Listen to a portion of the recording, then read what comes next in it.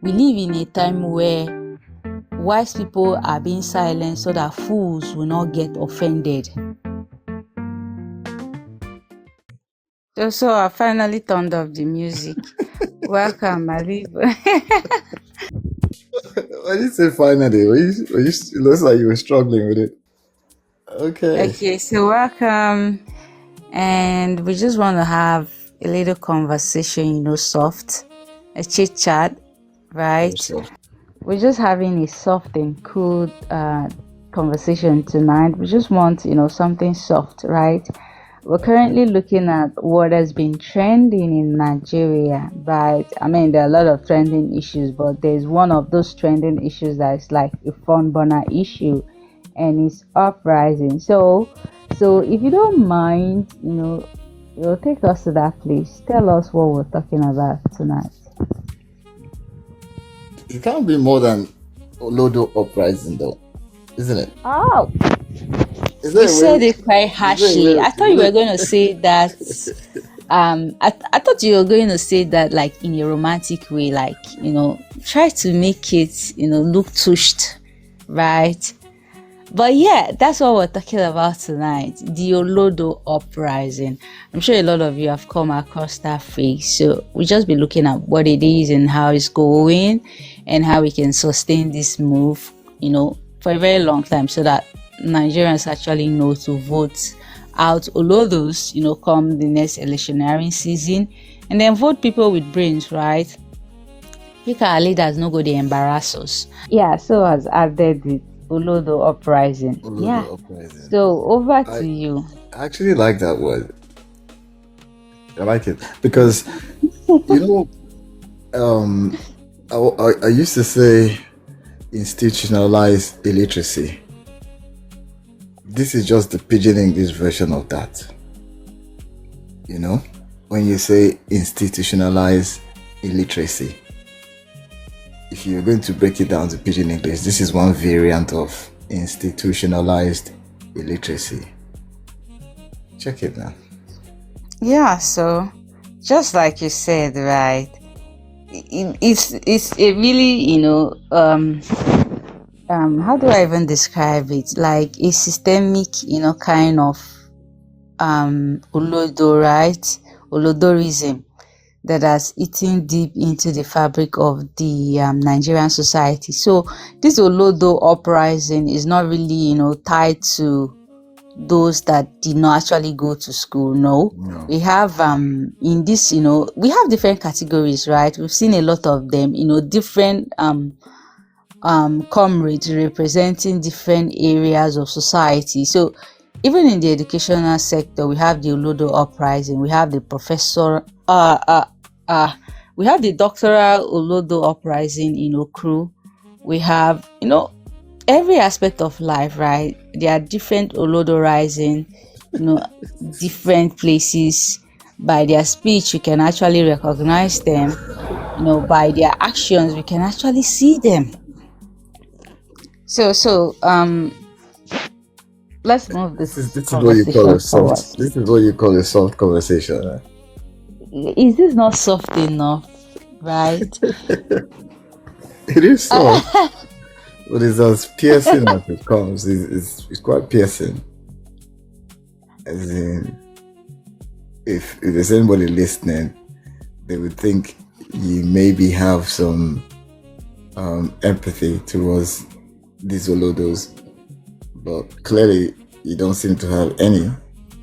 No, so don't do that. I actually do, right? I consider them as the weaker brethren. You understand? As my lecturer used to say then, the weaker brethren. We just have to, make excuses to kind of accommodate them because sincerely, they are large in number, right? Yes, that's one fact we cannot, deny. More, this Olodorism has eaten deep into the fabric of Nigeria. I mean, still part of the Olodo Rising. We've seen, cases where children are taken to fly over as, to go for an excursion. Man, what do you call that?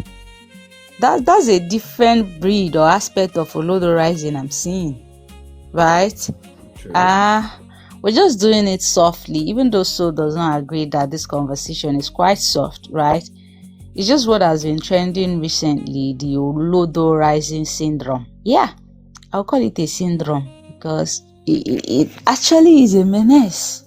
It's a menace. So Complete menace. I don't have any sympathy for these people.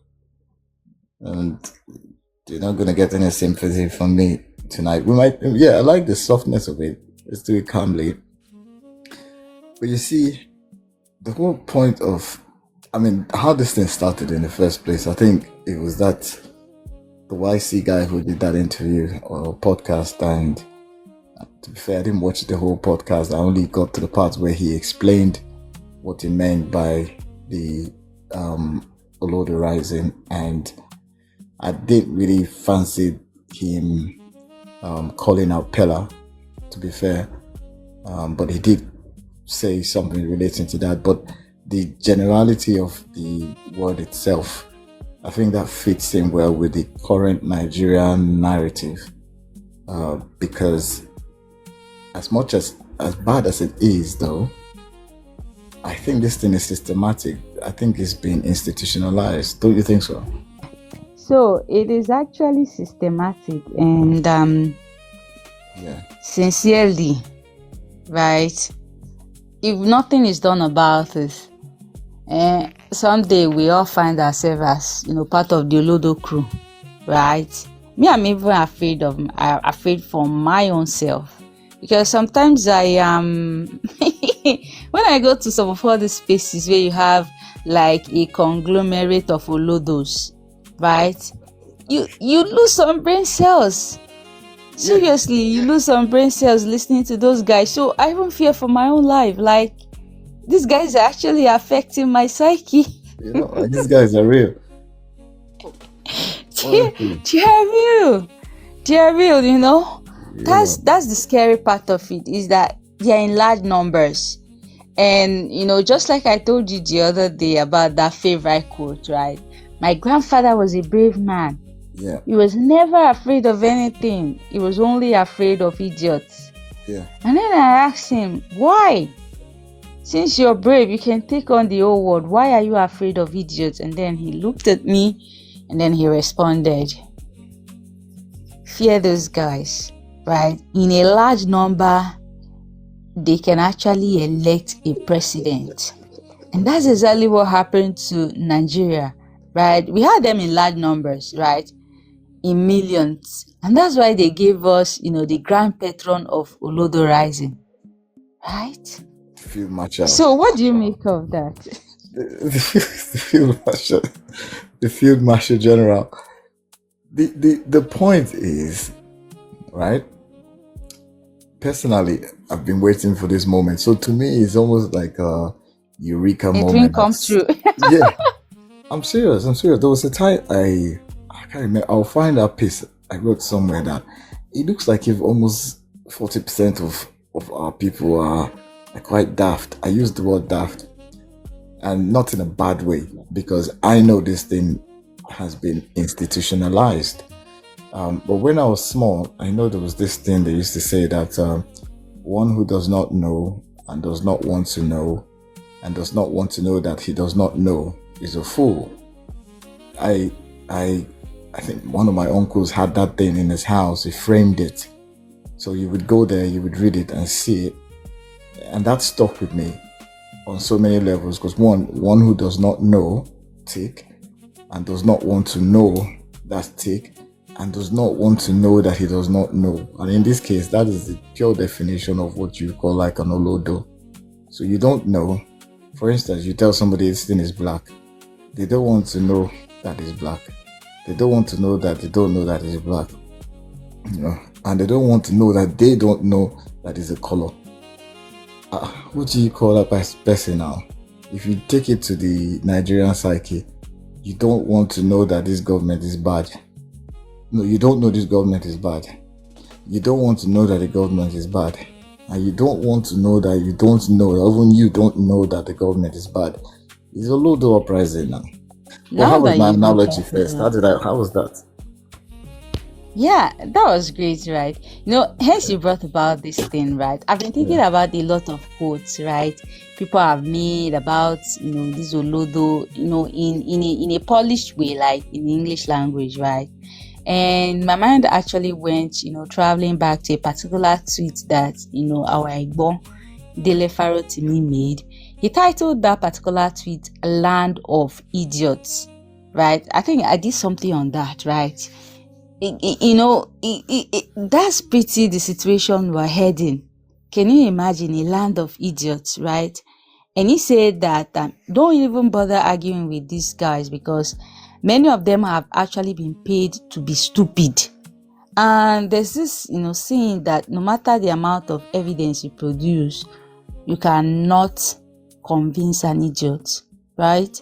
And then we have also seen this quote like, we live in a time where wise people are being silent so that fools will not get offended. So this whole Olodo Uprising thing is a menace. That's why I tagged it a syndrome. And we need to talk about it sincerely because it's affecting each and every one of us. So have you ever heard that saying that individually Nigerians are intelligent, but collectively we are dumb? That's the Olodo syndrome at play also. I think so. Because when two or three of those people are gathered together, it's an army. It's a full-blown army. It's a disaster waiting to happen. Honestly. And I'm not bashing Nigerians in general, because we have some fantastic minds, we have some great minds. But at the same time, we seem to have a lot of people who, at this point in time, we just have to classify them as Olodo, because that's the befitting word that even they would understand. And if you don't do Exactly. this, how do you purge the system if you don't call out the flaws? So, I see what you did there, right? But yeah, we just have to tell them, right? And if I want to, start cherry picking, right? I'm going to look at, the family of Olodos that are currently, ruling us, right? The, first lady of the Olodo Uprising came and told us recently in 21st century, 2026, that we should think about, opening a car business. So I don't know. Me, I've started, kind of warming up to either start my corn business or akara business or kulikuli business. That's what Olodo Uprising can actually do to you in 2026, right? It's not even telling us to go learn about robotics or artificial intelligence. It's for us to go, to the Stone Age, right? Go fry akara. So I don't know what you're waiting for. I think that Have was you terrible. started gathering your things? To be fair, I think that came from a very dark place. And one thing we don't really do well is, you see, when these people make statements, sometimes I bet you tomorrow you will see there will be skits of it as well, and then we will turn it into some kind of Joke. entertainment. Yeah, maybe we'll make a song out of it and all that, but we would not have a deep dive into what was actually said. Anyhow you look at it, it was cruel. And like I said, I personally feel it come from a very dark place. And, the lady couldn't really help herself. Because you can't say that in a country that has over 40 natural minerals, like we discussed about at some point. And then you are a top producer when it comes to oil. These are things you can sell and empower the people on any level.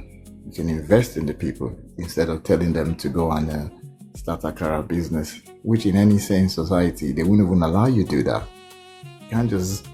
So wait, let's even talk about this. So what the person is saying, they will give you money, you go and buy corn, you blend it, take it to the street, buy oil, get your firewood, set up shop on the street. Do you know what it means if 1 million people start selling akara on the streets? I bet she never thought about that. If they take our advice and start selling akara on the streets, do you know what that alone can cause That would be chaotic, right? Imagine a tanker, a petrol tanker fallen and then jamming, an Akara woman by the side. Oh, Do me, you know that I was thinking about the effect that we have on the ozone layer, only from Nigeria, on climate change. It will start snowing now. It will start snowing in Nigeria. By the time you have 1 million people taking the advice and go and start selling akara every morning, you'll say, what's roasting happening? corn? I don't know why you're trying to discourage me, right? Me, I'm thinking about, opening my own akara business. I don't know why you're making it look like Well, I think you'd be a very good the akara. advice came from an Olodo. Is that what you're No. trying to say? Don't put words into my mouth. No, the first lady gives a business advice, right? That was supposed to just jump at, and I'm also thinking about doing that. And suddenly I jump into this conversation with you, and then you're making it look like that advice came from an Olodo. So I don't know. Well, if we are to, in the right sense of the word, what will you define as an Olodo? Let's play on words. If someone asks you, let's say a person from Australia says, "What is this Olodo thing?" What would you define as an Olodo first? I was just pointing to Bola Ahmed Tinubu. In case in mind, they asked him to test the microphone. He leaked it. I mean, I just want to define things by example. I don't want to go start conjuring words when I have an Olodo nearby to just point at and say, this is what an Olodo looks like. So you have a personification of the word. Yeah. Jesus Christ. I thought this was supposed to be a soft conversation.